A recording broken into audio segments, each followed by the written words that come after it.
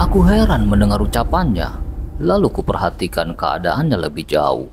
Ternyata sebagian besar panca inderanya tak berfungsi, kedua tangannya buntu, matanya buta, dan dia tidak memiliki apa-apa lagi bagi dirinya.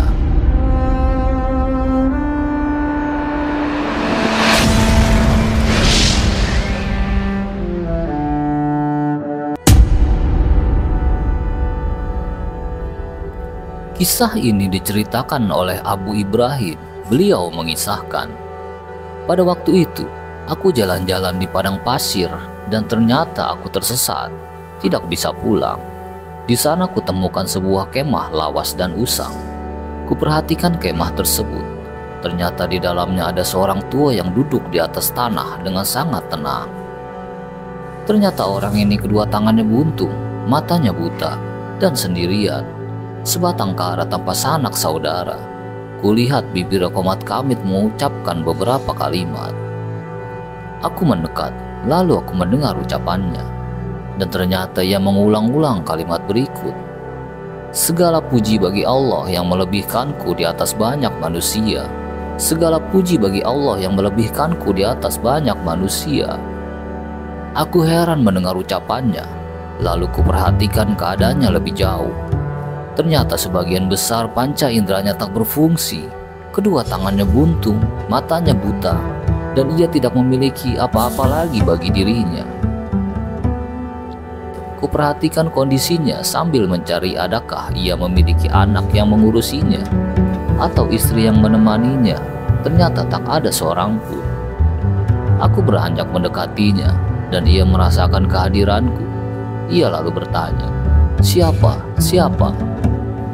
"Assalamualaikum, aku seorang yang tersesat dan mendapatkan kemah ini," jawabku.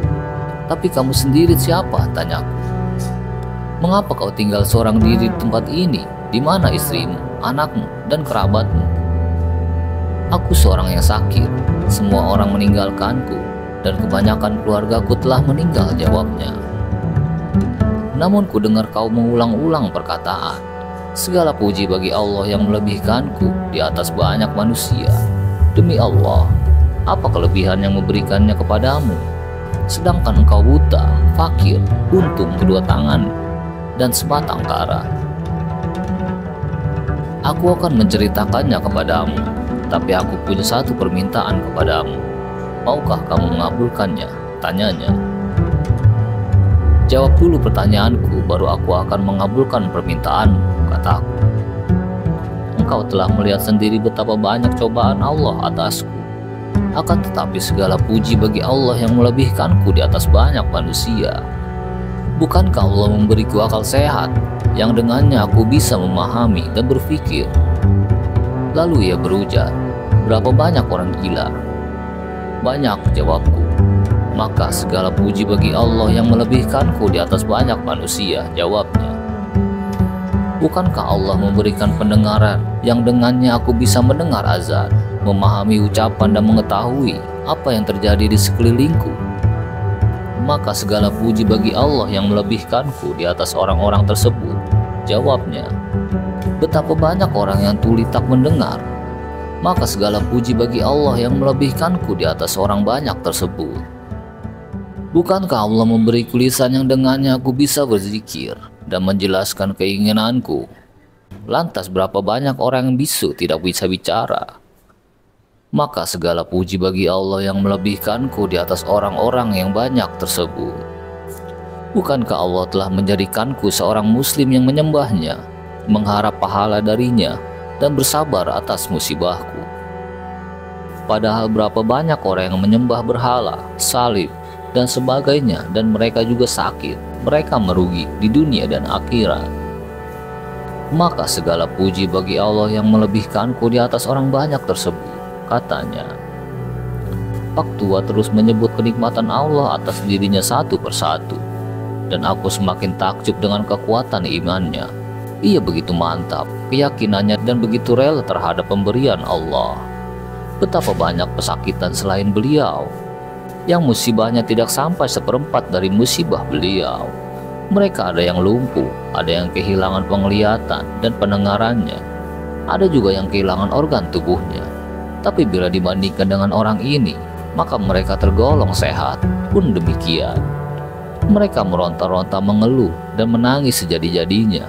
Mereka amat tidak sabar dan tipis keimanannya terhadap balasan Allah atas musibah yang menimpa mereka, padahal pahala tersebut demikian besar. Aku pun menyelami pikiranku makin jauh, hingga akhirnya khayalanku terputus saat Pak Tua mengatakan, "Bolehkah aku sebutkan permintaanku sekarang?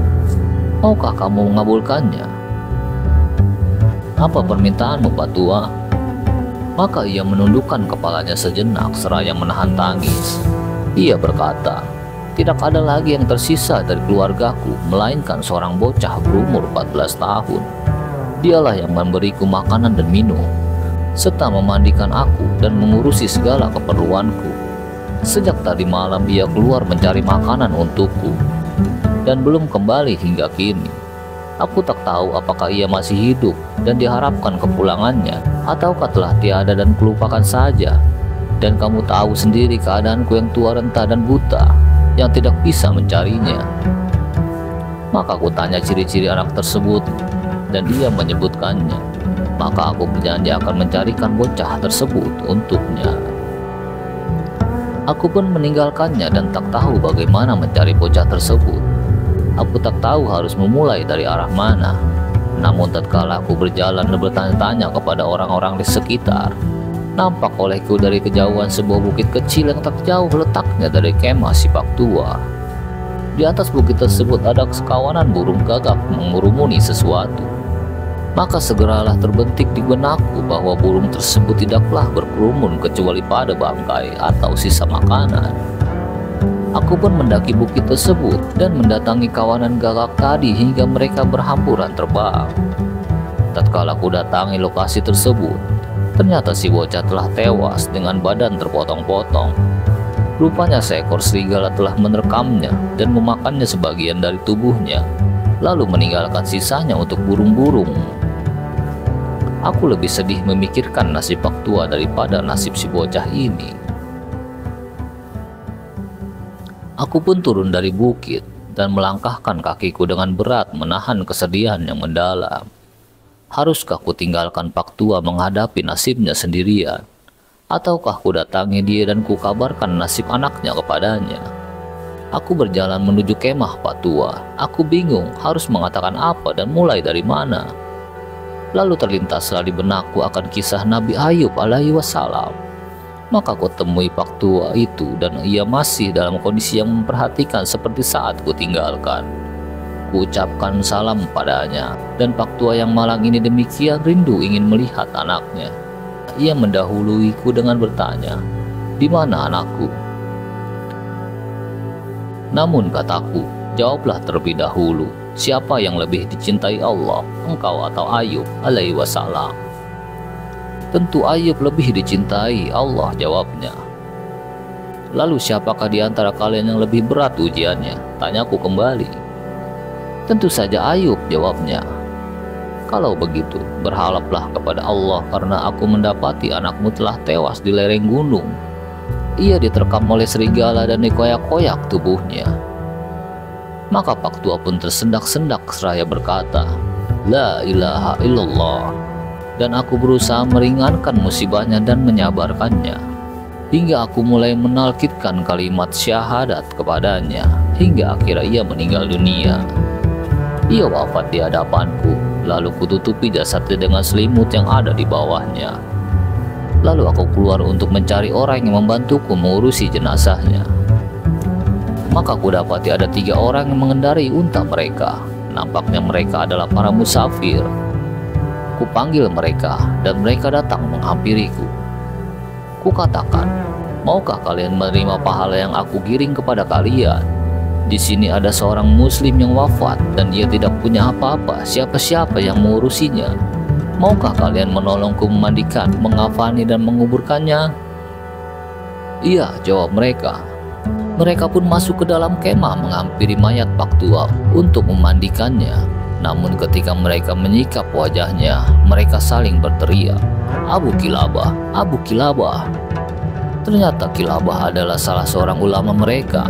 Akan tetapi waktu silih berganti dan ia dirundung berbagai musibah hingga menyendiri dari masyarakat dalam sebuah kemah rusuh. Kami pun menunaikan kewajiban kami atasnya dan menguburkannya. Kemudian aku kembali bersama mereka ke Madinah. Malamnya aku bermimpi melihat Abu Kilabah dengan penampilan indah. Ia mengenakan gamis putih dengan badan yang sempurna. Ia berjalan-jalan di tanah hijau. Maka aku bertanya kepadanya, "Hai Abu Kilabah, apa yang menjadikanmu seperti yang kulihat ini?" Maka jawabannya, "Allah telah memasukkanku ke dalam jannah dan dikatakan kepadaku di dalamnya, salam sejahtera atas sebagai balasan atas kesabaranku. Maka inilah surga, sebaik-baiknya tempat kembali." Kisah ini diriwayatkan oleh Al-Imam Ibnu Hibban dalam kitabnya At-Tsiqat dalam penyesuaian. Allahumma shalli bisawab.